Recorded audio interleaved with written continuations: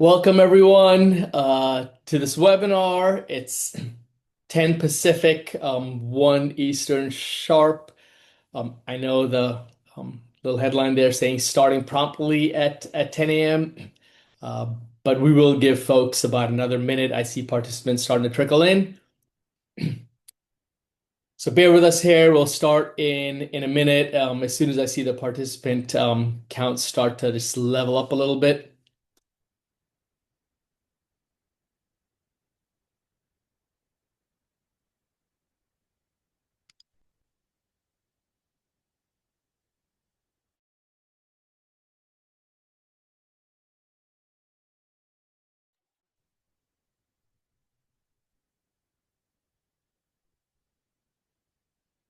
Less than a minute here and we'll get going. I see folks joining in. Welcome, welcome. Appreciate you all taking the time to join us.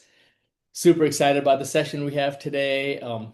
I do see the participant count ramping up pretty fast, so appreciate you all bearing with us, those that were already waiting in advance, and those joining in. We'll start in a moment here.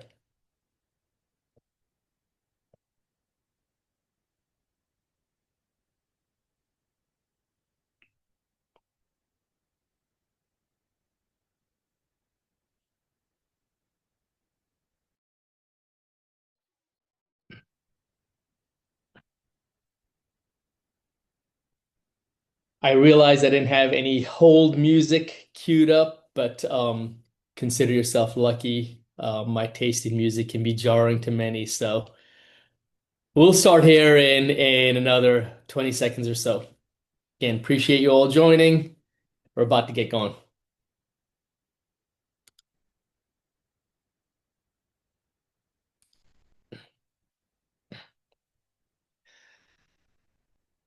All right, folks, in the interest of time, let's get this thing going. Really excited to bring you some insights fresh off of a week that our CTO spent in Davos. No surprise, given who we are as criteria, that we're focusing a lot on the future of work and the impact that AI is having on it. I do want to emphasize this isn't a product webinar. This is really a perspective session. What we heard in Davos suggests that, the future of work has quietly sort of crossed a threshold. Maybe hiring hasn't caught up yet, but we've got some really interesting perspective and what we feel is some real actionable takeaways that hopefully will be useful to everybody here. Some housekeeping. There should be a Q&A tab on your panel at the bottom or at the top, depending on your layout. If you use that to put in your questions, they don't get lost in the chat. While Chris and I are speaking, we'll try our best, but we won't actively be able to respond to the chat. If you put it in the Q&A section, then we'll be able to go and take a look at it. Additionally, once this session's over, there will be time for Q&A. And again, then if the chat's a little quieter, feel free to put it in there. But the Q&A section makes it so that we definitely will be able to get to every answer. All right, so today's session is hosted by a joint partnership with our CTO, Chris Daden. He's come fresh from his participation in Davos, where he was invited to attend based on a lot of his thought leadership and his work in defining what the future of work looks like and the impact of AI in work. And we're going to focus a lot on the takeaways that he had from there and a lot of what he learned while he was at Davos. I am going to be your MC. I'm the CMO at Criteria, and I'm going to jump right into things. For those who are familiar with us, this is a little reminder. For those who may be unfamiliar with us, we focus really on elevating the talent and potential in every person. And our fundamental point of view is that companies need to go beyond the resume and really think about how they reveal the real potential behind every candidate. We use a combination of science that you can trust and ethical AI you can explain. That seems very relevant right now when AI seems to be creeping up in every facet of work. It certainly dovetails a lot into what we're going to talk about like today. And so we're super excited to take a lot of historically what we know as well as what we're learning about the impact of AI in work. So today we've kind of gotten through the introductions. We'll start with a little bit of context setting. We've been kind of championing this idea of Work 4.0. I'll explain that just in a moment here, because we feel like this is not just a technology shift. There is a real shift in how we define work, and there is some context for this. So I'll touch on that a little bit. And then we're going to jump right in, and I'm going to get a chance to interview Chris. And we've sort of distilled a lot of this into some core themes that emerge from the discussions there that we think will be very relevant to this audience. And then some of the takeaways that Chris had from there, and then we'll have a chance to do some Q&A.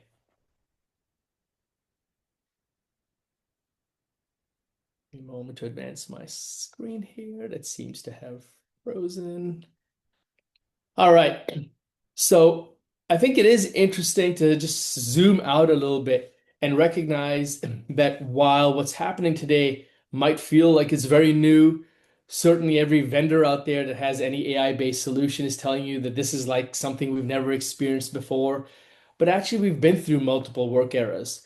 We had the Industrial Revolution. We had sort of the corporate era where we were introduced to corporate structures and titles and hierarchies.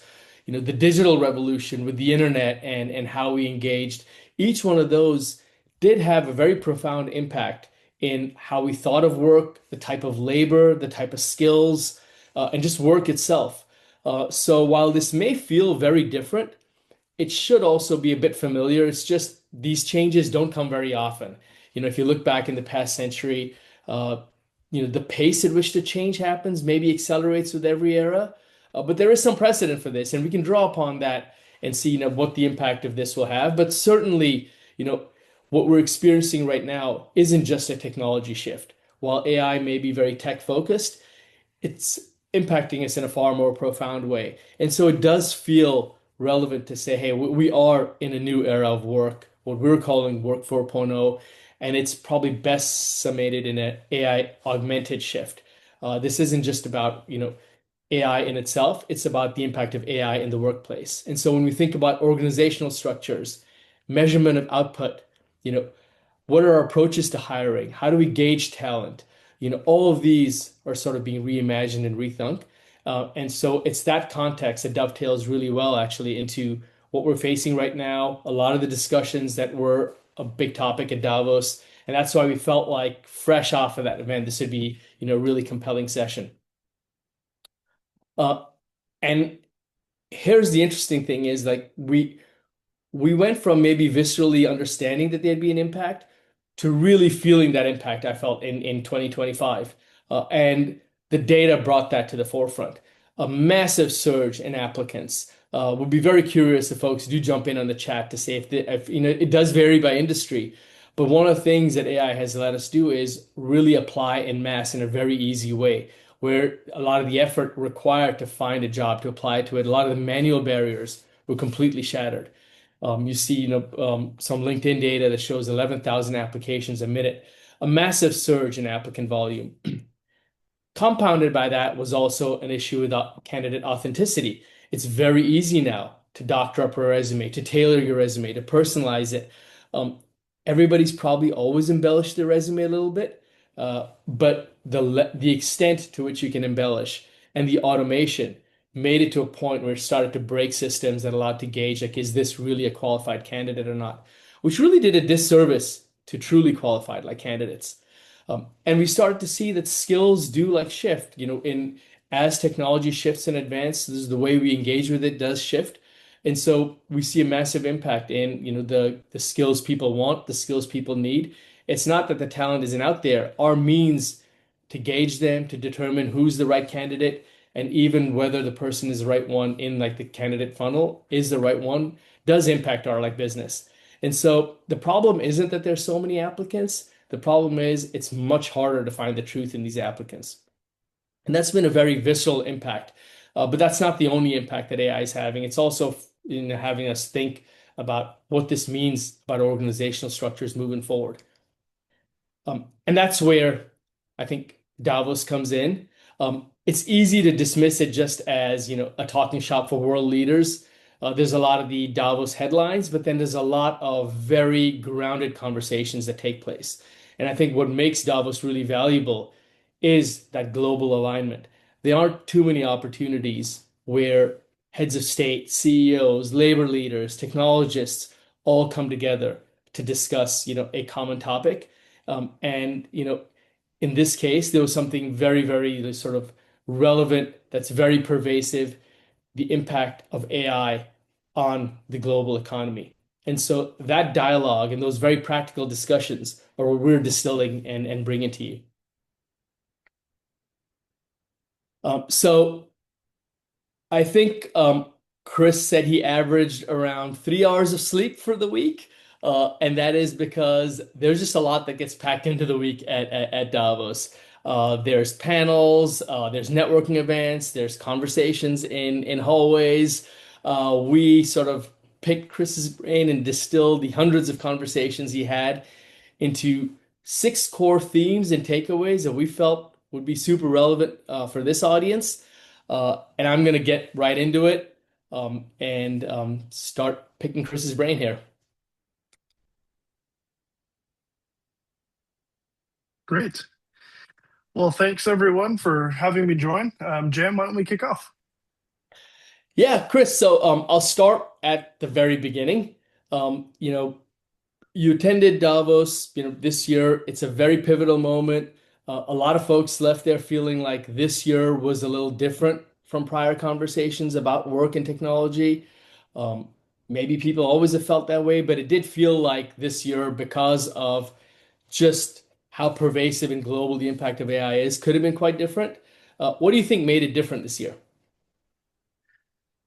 That's a great question. I think, Jam, the convening power this year, we talked about, six of the global G7 being present together in one area. And just for those of you who aren't as familiar, Davos is pretty much 5 blocks of real estate where everybody is immediately close together. So um, the convening power this year was high, even compared to prior Davos standards. And I think you could feel that really immediately.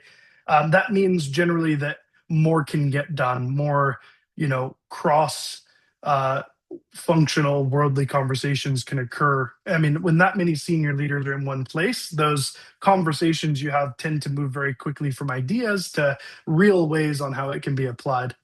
Another element this year is that the World Economic Forum is under new leadership after more than 5 decades. So this is the first year, 2026, where there's been a brand new leader running the World Economic Forum. And I think there was a really noticeable reset in how issues were being framed.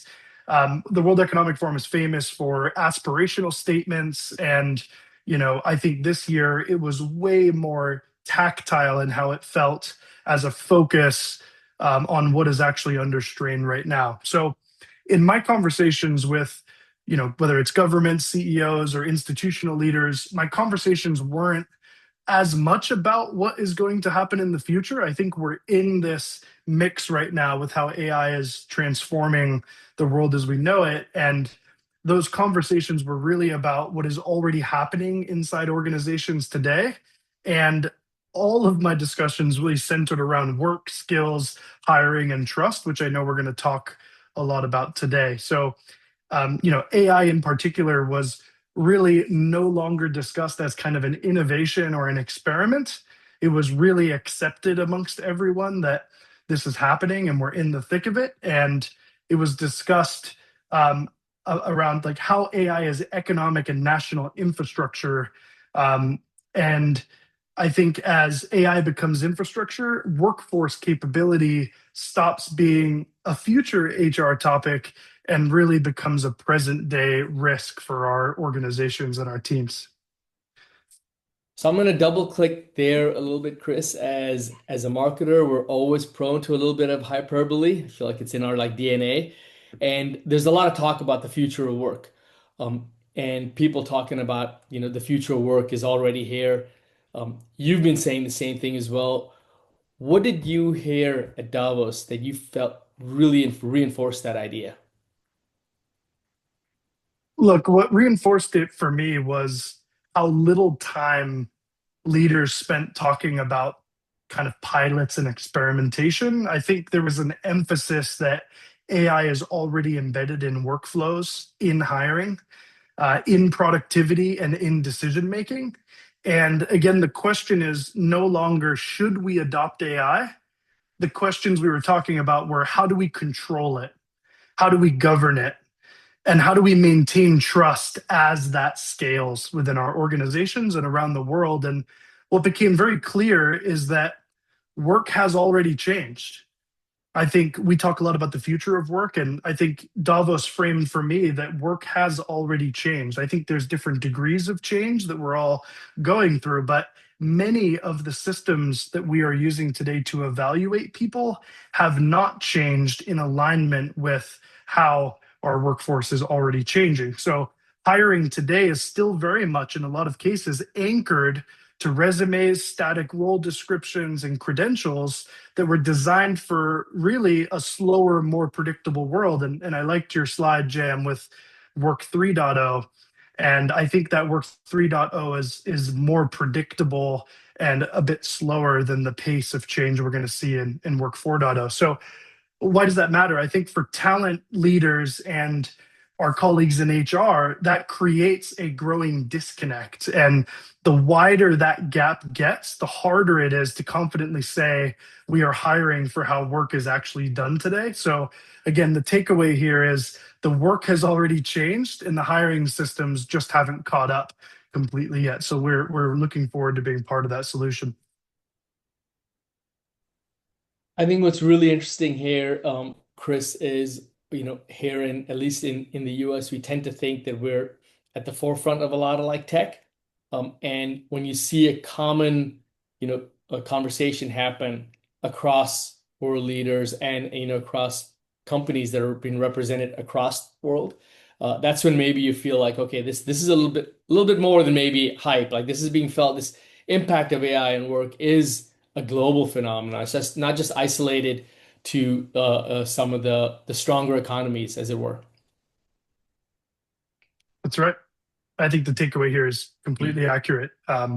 So we need to treat AI in a way that doesn't focus on um, you know we need to stop treating AI like work transformation as kind of a roadmap problem and something that's coming from the future, and we really need to recognize that it's here today. And I think that's a good message for all the folks that are joining us here today. So moving over to that, there's a lot of anxiety, understandably, on AI because anytime, and this going back to the whole work 4.0, work 2.0, anytime there's a change of this magnitude, the first thing you're going to think about is what impact does this have on my job? So, you know, what was that, what kind of, jobs will AI replace? Was that a dominant concern in the conversations at Davos? Yeah, I think this is going to surprise many. AI replacing jobs was not a big part of the discussion. In fact, kind of the opposite is the center of the discussion. So we weren't talking as much about job loss. Now, don't get me wrong, there are certain roles that will be more susceptible to automation, and there's going to be some loss in some of these micro verticals. But the concept of creating human leverage and redeploying skill and talent augmented by AI is a big part of the discussion. Um, if we just zoom out to the macro, we talked a lot about how work gets reorganized when AI shows up at scale. Again, not from the lens of job loss. So it's about reorganization, changing the way we work, recognizing that. In fact, the World Economic Forum has been really clear that by 2030, AI and automation are expected to create more jobs than they eliminate on a net basis. And I think that framing is super important because it moves all of our conversations away from fear and moves us a lot closer to system and infrastructure design. I think that's a super, super important framing. And I think one example that came up often was in healthcare, particularly around radiology. Early narratives around AI coming into radiology said that AI would replace radiologists. What's actually happening, and there's lots of data released on this, is very different. AI is being used to draft reports, handle documentation, take care of kind of the precursory tasks, prediction tasks that AI is really good at. And what's happening is radiologists are spending less time on kind of repetitive reporting and repetitive tasks, and they're getting insights faster. And what that does is that means they can focus more on complex interpretation of those radiology outputs and patient care. And what we're actually seeing is the opposite. There have been more radiologists hired since that AI supplementation has occurred. So again, that's not what you would expect. And really, the same dynamic is emerging across all different job families, even in nursing and other areas of medical, where AI assisted charting is reducing the amount of time nurses will spend doing those lower value tasks, and they're re-leveraged into these higher, value tasks, and they're helping more patients. Revenue for hospitals is increasing, and many systems are hiring more clinicians, not fewer. So again, the real concern in Davos was not about jobs disappearing. It was whether organizations are redesigning work so that humans are applied where they add the most value. Chris, I think that's a fascinating sort of microcosm of, do you want efficiency versus output? And instead of looking at it like, yeah, I can read 200 X-rays with half the number of radiologists, the real question is, hey, can you go from 200 to 500 X-rays and continue to add more? In general, we don't have enough coverage. There's largely more things that need to be done than people to do them. And this is where maybe, when you talk about human leverage, what do you think that really means in practice for organizations? I think that's great. I think we have some work to do on some of these definitional terms, around the world. But to me, human leverage is about being intentional about where humans create the most value. So the reality is, machines are very good at scale. Machines are very good at repetition. Machines are very good at pattern recognition. I think where I reflect a lot is that humans create value through judgment. We create value through creativity. We create value through ethical reasoning and the ability to learn while the whole complex system is changing. That's where human value really shines. And what I heard repeatedly was that organizations are redesigning roles around outcomes and decisions and not just task lists. So they're asking where human judgment really matters, and then they're protecting and elevating that work as opposed to the other tasks. And I think from a talent perspective, this means learning velocity and adaptability are becoming more important than any single technical skill. And I really mean that when I say that. I think over decades of hiring, even I've been guilty of this. You affix on someone's innate ability to do something technical or specific. And this new economy we're describing is that from a talent perspective, something like learning velocity and adaptability are more important than any single technical skill that your talent will have. So again, I think human leverage is about where humans must lead, not where machines can help. I think from a hiring like lens, it's such an important like point because there is so much pressure around efficiency. But the real gains come when you increase your output. And I would say any company, if given a choice, would favor increased growth as a lever versus cost savings. The growth sometimes just seems harder to attain. But when you start thinking about applying AI the right way and getting more out of the human capital you have, that's where it really that's to me that is where it goes away from being anxious about it into human leverage. What was your takeaway from this general topic? Is I think it is very top of mind for folks. I think the framing that we need to continue to encourage around our teams, and particularly with many of you HR leaders on the webinar today, the framing and reassurance that humans are amplified by AI is a theme that is accepted by these world leaders present in Davos. And I think that organizations that understand that concept will pull ahead from those who don't very quickly. Perfect segue into the next topic. So, let's talk a little bit about what humans amplified by AI means for hiring, like right now. Um, how does that reality change and how organizations to think about hiring today versus 5 years from now? Look, I think it changes the risk profile of hiring.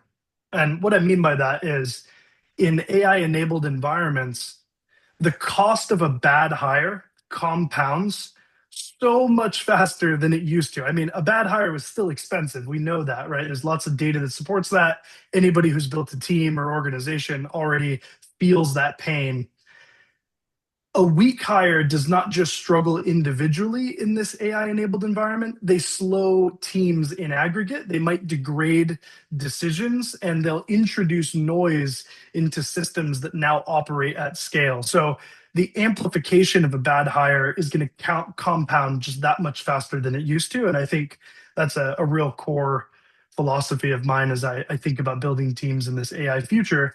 And I think that's why precision is overtaking speed.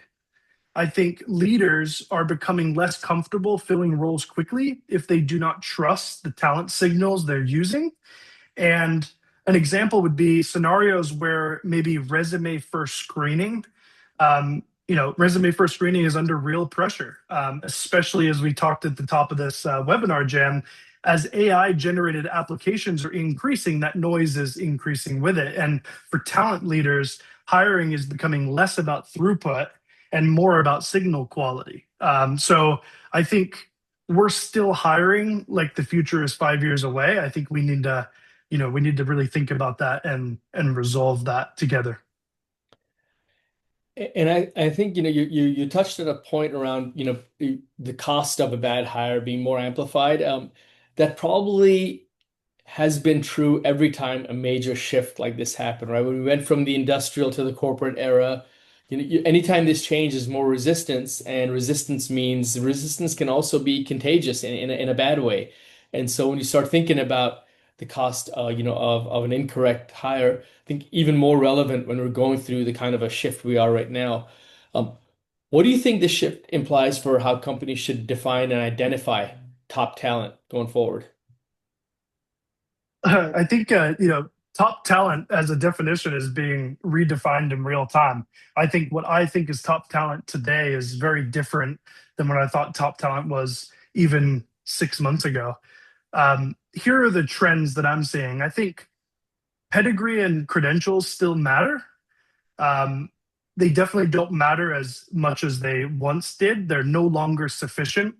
And I think we would argue that they haven't been sufficient for a very long time, in our criteria philosophies that I, of course, completely believe in. What differentiates top performers now is their ability to adapt, work alongside AI, and make sound decisions under this kind of pretext of ambiguity. So as there's a little bit more ambiguity, it's going to lean into the requirement for people to critically think a bit more, be more adaptable. And I think that is a core part of top talent. And I think that's being redefined in real time.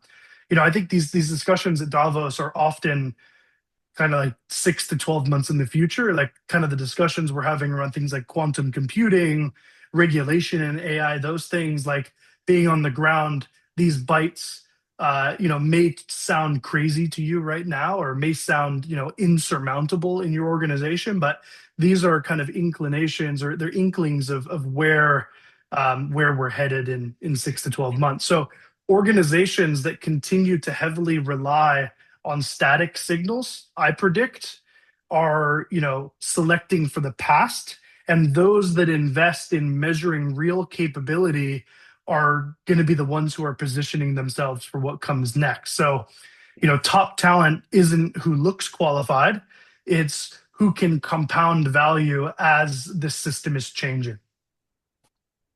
So the takeaway here, summarize is moving from more, we've always felt like capabilities, if they're measurable, are stronger than just credentials in and of themselves.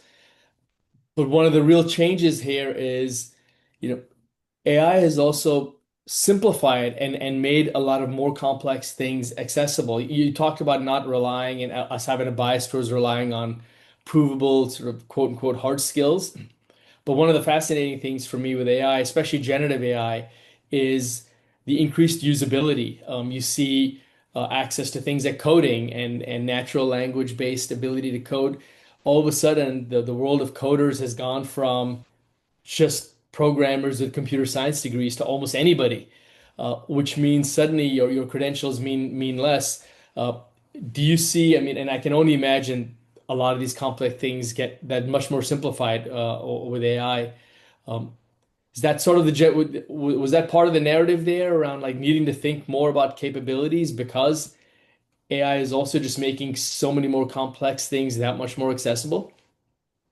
I think that's right. I think we have to be specific with our messaging that not all hard skills will be replaced with AI. Like there are a big part of the discussion was, you know, plumbers and electricians as we build these data centers. Like AI is not going to turn the wrench for us at this moment, right? So I think there's just a real important understanding that has to be had of certain hard skills, abilities that are durable and aren't going to be displaced by AI. And I think we need to not forget that, right? Especially in verticals like software or SaaS, like we are very much like writing a lot of code, and there are a lot of organizations out there in manufacturing and otherwise that have a very different distribution of skill, and I think that's something to really remember while we have these discussions. So I think a topic that always is top of mind anytime there's a work type of shift is just trust in general as a constraint. And you mentioned coming up repeatedly, just trust coming up repeatedly in conversations. I think one thinks about the corporate world as being very, material driven, which in a time of change will naturally, anytime there's anxiety, there's trust issues. Is that concern showing up more clearly or what was your takeaway from the conversations you had there? Look, I think when we were debating 3 years ago whether or not AI would change the world the way we think it, did at the time, and now how it has, I think we were getting over that original hurdle of, is this even a real thing? Now that we're over that hurdle, we're past it. Again, like I said, that didn't really come up in Davos. It's here. We're operating with it. Now we're trying to figure out how to, maximize it and see how it's changing the world. Because we're in this stage now, trust isn't this soft issue anymore. It's viewed as an operational constraint. If we can't trust these systems, if we can't trust the way AI is evaluating or helping us augment our human abilities, then it will not maximize for our workplaces. So, trust is showing up at the intersection of hiring, AI, and human judgment. Like those are three kind of concentric circles that come together for me. In Davos, leaders expressed declining confidence in hiring signals in aggregate because of this material shift, and candidates are unsure how they're being evaluated. I think that's also important. And employees are unclear about how decisions are being made in some scenarios. And, these AI generated resumes and interviews are eroding authenticity and challenging that trust pretty fast. And I think whenever there's an issue with trust, trust issues scale quickly. They become really big problems really fast. That's my observation. And once confidence drops, adoption slows, and then skepticism will spread. And I think that would be really bad for our transition to Work 4.0. So, I think our takeaway here is that this is another reason that hiring has to move from credentials to capability, and trust comes from signals people believe are fair, relevant, and they have to be clearly tied to real work. So this is definitely something that's top of mind, even as you think about building up a team. There's a lot of initiatives that leaders have around wanting more AI fluency, more AI adoption, and everybody is meant to have some sort of AI initiative because it almost feels like an imperative. It feels a little backwards to me because the focus should be on the outcomes you want to achieve with AI as an enabler. And I think a bit of mistrust gets created when you're forced to just focus on a tech versus an outcome. So when leaders at every level, whether you're leading an organization, a business unit, a country, how do you balance this push for rapid innovation with maintaining workforce stability and trust? I think what I see is that organizations navigating this well is that they're designing trust into the system. They are clear about where AI is used and where humans decide.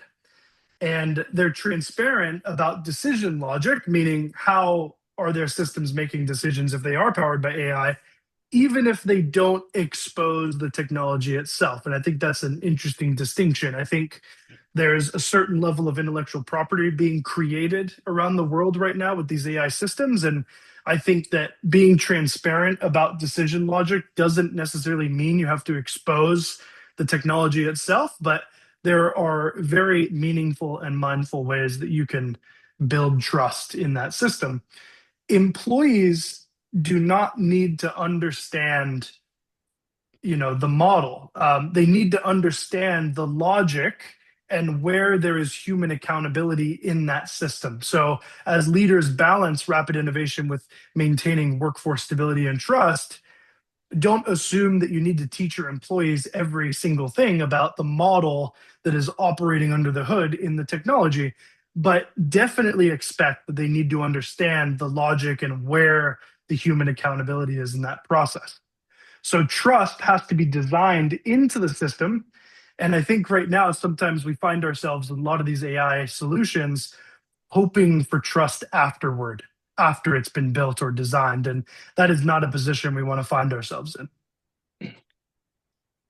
I think this is one of those hard to quantify, but super important points around just being intentional about trust being baked in and a prerequisite. And it comes with just being cognizant around the magnitude of this shift.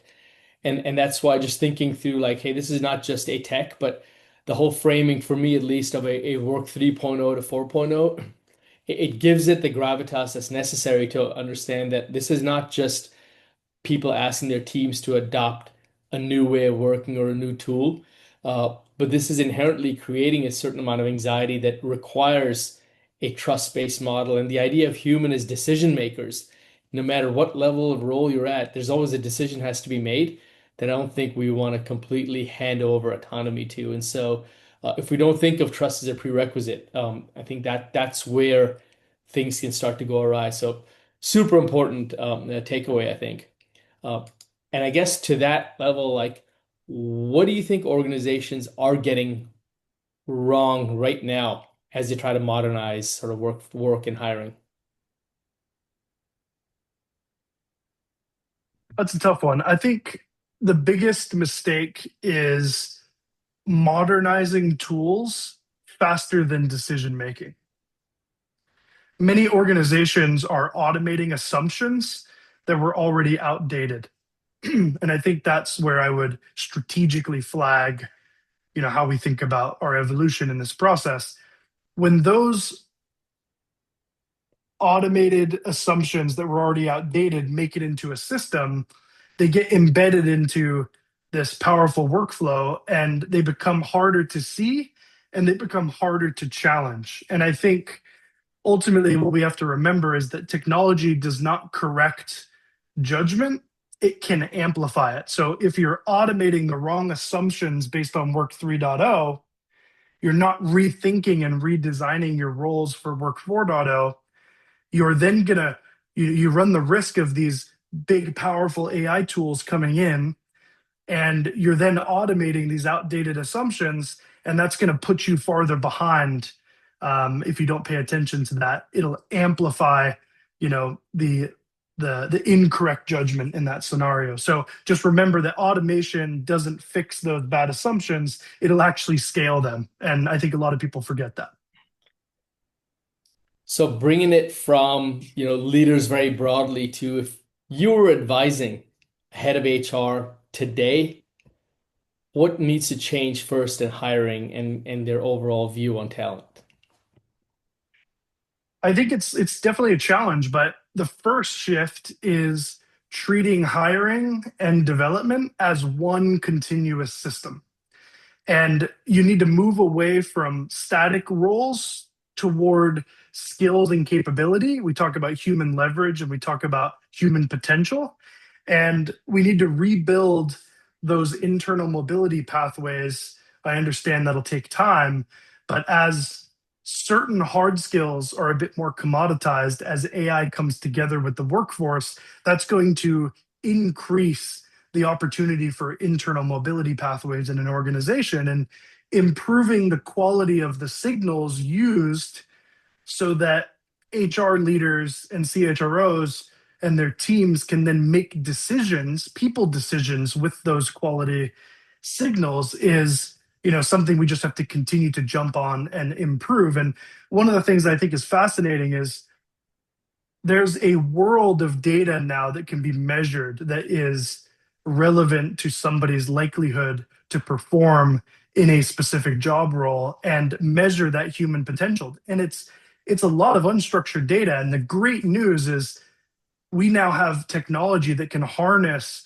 those unstructured data signals and give us quality of talent signals that we've never had access to before. And I know that's something we're truly excited about at Criteria and how we're working to harness those. So again, before adding more technology, make sure the decision logic itself is sound. And I think all of that will be how we will see the hiring and talent systems change as we move forward. But also stay open minded. I think that's really important because what I'm telling you today is not the same talk track I had 3 months ago. I think one of the things that's super interesting, Chris, is the idea that, you love the idea of first principles thinking. People that sometimes have no background can see things from a completely different lens. But the way we've hired, the way we've skilled, the way we put people into certain lanes, it tends to be more of the exception than the rule. And one of the nice things about AI is a bit of an equalizer because it sort of simplifies, your access to some of these more complex tools. Means there's a world where it should encourage and amplify more first principles thinking if you have those kind of people in seat. So you're less constrained by tools and you just put more of a lens into who you have in your system versus people who can actually use the tools. And I think those, your takeaway there was around, organizations right now will always gravitate towards the tech. And I think there's, a required focus on who you're actually bringing in into this new workforce.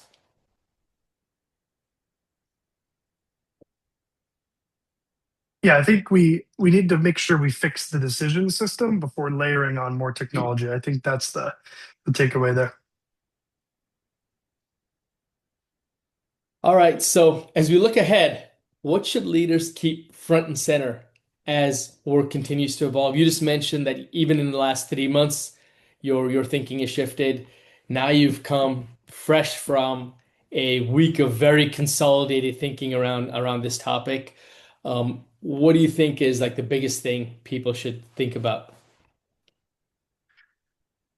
Workforce strategy is now a business strategy. All of us want to grow our organizations. We want to grow our revenues. We want to execute. We want growth, growth, growth.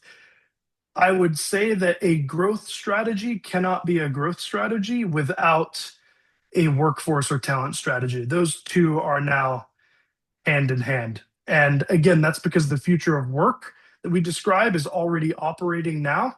Human capacity is really the limiting factor in that perspective. And talent decisions now will compound faster than ever before. So, trust, learning, and leadership are becoming infrastructure. And that should be top of mind. Workforce strategy is business strategy. If you wanted the HR leaders in the audience to sort of have a takeaway from your Davos experience, what would it be? I think there's strong consensus that a good move right now is to focus on hiring for capacity to grow into the future, that human potential element, compared to hiring for fit, which I know a lot of us are doing today. So I think instead of asking, can this, person do the job? I think there's a strong element of asking, what could this person become here? Or, how can their potential really drive value for our organizations? I think that surprisingly, I think Davos has a reputation of, certain aspirational thinking, and then on the other side, super in the weeds tactical thinking. I do think that is a mindset that was really well received and adopted by some of the leaders of the largest governments and organizations in the world. So what's your takeaway from this before we jump into the Q&A? I think that's a great way to put it there on the screen. I think we're not just focused on predicting roles, it's about unlocking that human potential we've described today and doing it at scale. That's really important. I mean, if we have to spend 10 times the amount of time with every person to understand that human potential, it will not scale. We will not build the best teams in the world.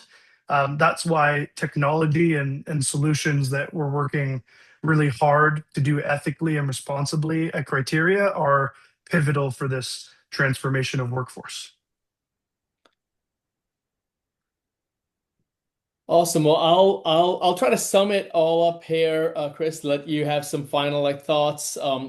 Audience, again, the Q&A tab is available to you. Go ahead and type your Q&A in there. If you're having a hard time finding it, go ahead and type questions in the chat. There's a few in there already that I'll jump into already, but please feel free to add to it. I think if we take away, the one thing is to think about this with a lens of optimism. I think if we look at the methods we've been using, and the traditional static credentials, it starts to expose the quality and quantity of hiring that both AI creates an opportunity, but it also creates some headwinds in terms of being able to find the right skills and the right talent. There are better ways out there to assess your capabilities. And the nice thing is, AI, I think, opens us to having folks think about, you know, adapting their skills in different ways. So I feel like the talent pool actually expands, but you're just going to think about new ways to hire. And so if you think about smarter, more scalable practices that you can use to actually uncover true potential. Not looking at what you've done in the past, but really getting a feel and a prediction for what a person can be in the future. Then you're already a step ahead of the game. And it's an exciting opportunity, I think, in HR to really have an outsized role in shaping the future of a company's growth. The one thing about technology like AI is it tends to be a great equalizer. Access to tech has never been easier across the board, which means the talent that you have in your organization is going to be your biggest leverage. So it's easy, like any of these shifts we've been through, work 1.0, 2.0, 3.0, they all came with anxiety. They all came with a little shift, but the labor force always expanded in each one of them. The people that were able to be hired, the economy got more global. And so with this shift as well, we're going through the natural period of anxiety. But I think one of the takeaways, great reinforcement from what you heard as well in Davos, Chris, is that this should actually be a time of great optimism. I'll let you give us some final thoughts, and then we'll jump into some of the questions that have come in. I'm excited to get to the questions. Love to hear firsthand. So I think my final thoughts are, again, we can get the policy right and we can absolutely get the technology right, but it still comes down to people. And while technology will shape what's possible, human attitude and aptitude will decide what actually happens with that policy and technology. So that's good. Let's go into some questions. All right. So one of the questions here is based on what you heard at Davos, how can early career professionals stay relevant as AI adoption and even layoffs shape teams? One of the perspectives I share quite a bit is that early career relevance is no longer about role security. This might be a little bit of a hot take, but early career relevance today isn't about role security. It's about learning faster than the system is changing. So, again, focusing on that learning velocity, the people who stay relevant, particularly those in early career, are the ones who can work alongside AI, learn quickly, be able to add and inject their judgment and context and follow through into the AI context. And I think if you can show adaptability and real problem solving, you stay valuable even as roles may change in ways that we frankly don't know yet. And related to that, and I think probably near and dear to your heart as a technologist as well, Chris, could the same AI used in the hiring process be used to give candidates feedback on where they're lacking, why they've been rejected, so that they can turn those into learning opportunities? The answer is technically yes, and it should be. And I know at Criteria, we care as much about our candidate satisfaction and experience as we do our customers wanting to use the product to build the best teams. And I think the reality is, yes, the same AI can be used to evaluate candidates, but also help prepare them for the world. And I think there is a consortium of companies emphasizing on applying AI to candidate readiness and workforce development. We, of course, also play in the post hire space with our Develop by Criteria product. So, I think that turning hiring from this black box into a learning loop is going to help improve the trust we talked about today. It's going to help improve candidate experience. And ultimately, that means long term talent quality for all of us. So, the key is that humans still own the logic and accountability. And yes, I think it can be used on both sides. I think that's a really a really important, comment. AI shouldn't just decide who, gets the job. It should help people understand how to get better. And I think that aligns with our philosophy on having the best candidate experience. Think one of the nice things about, the dynamic nature of generative AI is our ability to give that sort of feedback real time versus the lag that the current very transactional hiring process like dictates is just not very conducive to that feedback. So, like you mentioned, the tools are there, the tech is there, the knowledge is there. It's a combination of adopting a hiring mindset that takes into account, other things versus hard skills, and then being able to use some of the tech to give that feedback real time. And I will say a somewhat shameless plug, but in the next month, our candidate experience report is coming out where thousands of candidates that we survey give their feedback. So for those interested, you can drop just put Davos in the chat and we'll make sure that you're on the list to receive that. Otherwise, just come back to the Criteria website and you'll see links to get that report soon. I'm personally very eager to see how much it's changed given how much happened in the last 12 months. Um, you mentioned, and this question has come in as I think very, very relevant and timely. You talked about the power of humans working alongside AI and that very much becoming, a reality. Have you yourself seen some encouraging examples of where organizations are really leaning into that rather than just focusing on, reducing roles? I think so. But just to be clear, there's probably as many examples that I would think are bad examples of how to do this. I think that things that I've seen work really well is, just to lean on some of the framing we had today, having a real direct conversation with your all staff, your global teams, and say that AI is about human leverage and augmentation, and not just for bottom line, changes to margin for organizations. I think that having that open and honest dialogue and be meaningful about it, I think having an AI first culture takes time to build, but you don't build it if you don't, work in increments, right? So I know at Criteria, we like to have, global AI office hours that, are focused on the practicality and the skills needed to interact with AI, and opportunities to augment our existing roles across the business. We have a scorecard across departments in the organization that give us insight into how aggressive we're being with adoption. We have open dialogue. Not all AI use cases pan out or are effective. Some don't work, and we have to be open and honest about that. I think all of that is critical, and those are some of the areas that I think it really works. I think I've also, and I see this question as well in the chat. Did I meet with any business leaders who are already doing these points right? Did they mention any practices that they've adopted? I think that's a really good question.